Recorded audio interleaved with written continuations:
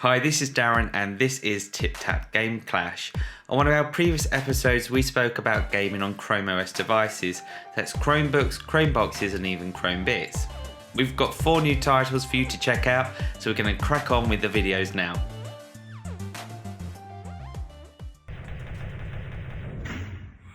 Kingdom Rush Frontiers might not be a new title, and it's been out for a while on both the App Store and iOS.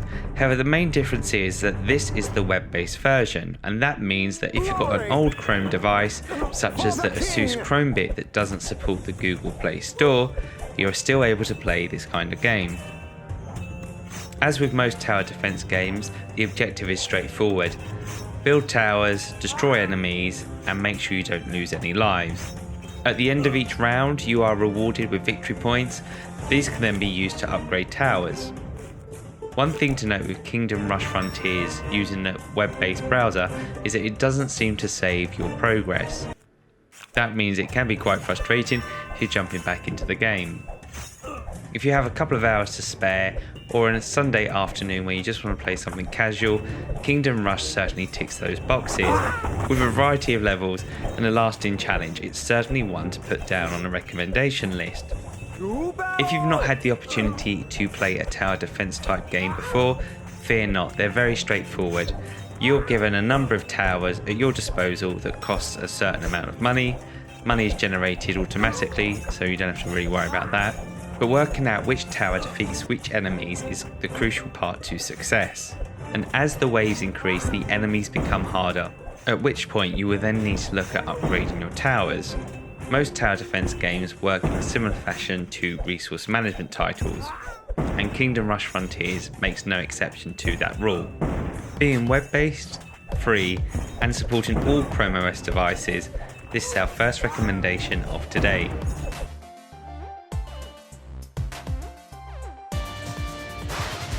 Our second game we are looking at is Major Mayhem 2. This is the sequel to the successful Major Mayhem. Both games follow in a similar vein to those of Virtual Cop, Time Crisis and even Operational Wolf, where your objective is to move through the levels, which is pretty much automatically driven, taking cover and shooting the bad guys. In this case they are ninjas who don't seem to do very well following the rules of stealth. Throughout the level, hostages will need to be saved. Typically this is the same bloody bloke who must like being tied up. If you save the hostage you will be handsomely rewarded, typically with armour, weapons or even money. Money can be used within the actual game itself to buy you costumes or even starting weapons. After you complete a level you are scored. This provides you with a rank as well. To increase your rank, try and hit enemies consecutively and this will build up your combo score. Every time you're hit by an enemy, you will lose armour and that will also end your combo chain. Buying additional equipment and weapons will give you an opportunity to extend your combo range and maximise high scores. This means that levels become very replayable even once you've completed them. Throughout each level, a red ninja will appear. These will reward you with maximum points. So keep an eye out because they're only on the screen for a short period of time. With Major Mayhem 2 especially, levels do evolve, meaning that as you start to traverse the landscape, different mechanics may come in play. One minute you might just be on foot, hiding behind barrels, the next minute you might be on a jet ski, shooting down the bad guys, or ninjas. As a free title, Adult Swim Games has done a phenomenal job, and it's certainly another recommendation for your Chrome OS device. Check out the remaining gameplay before we jump into our third title for today.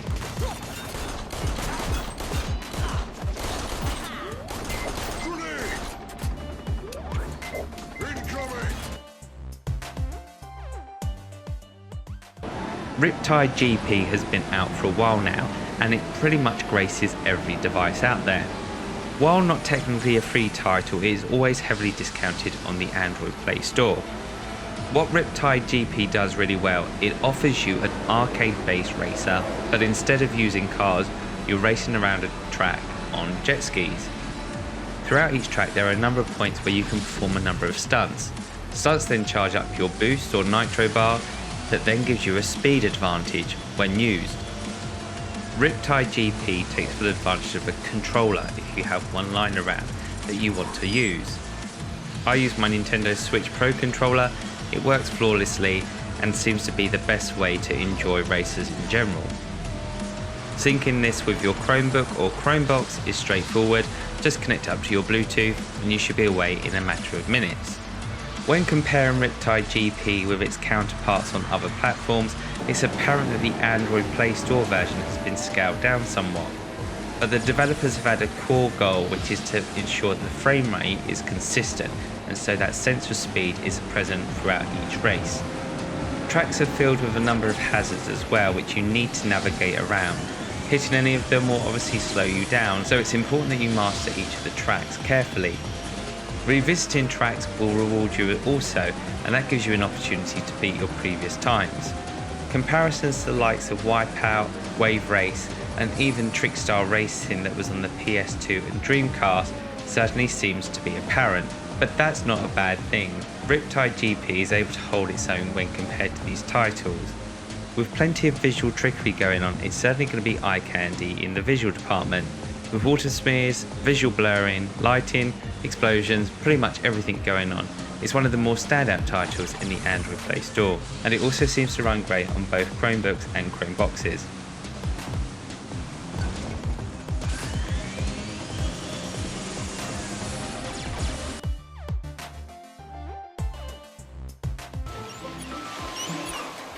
Our final game today is Old Man Journey, which has been released on other platforms as well.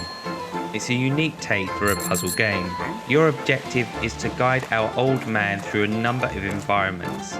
You're able to manipulate how the environment works, thus making it more manageable for our old man to traverse. Throughout the environment, you might trigger a memory, and the memory will then play out to show the life that the old man used to have. This is a sad, somber tale, but beautifully animated and story-driven. At key points, some of the puzzles can often be quite challenging, as you try to work out what is the correct sequence in how to manipulate the landscape. Playing like an old point-and-click adventure, it's still very therapeutic just to sit back and casually play this game. There isn't much to criticise Old Man Journey on. Because of its unique style, play mechanics, and enjoyment factor from unravelling the tale of the old man, it becomes a rewarding experience, something that most games have now forgotten. One consideration though is that you do have to pay for this title, and it can be short-lived. Is it still worthy of a purchase?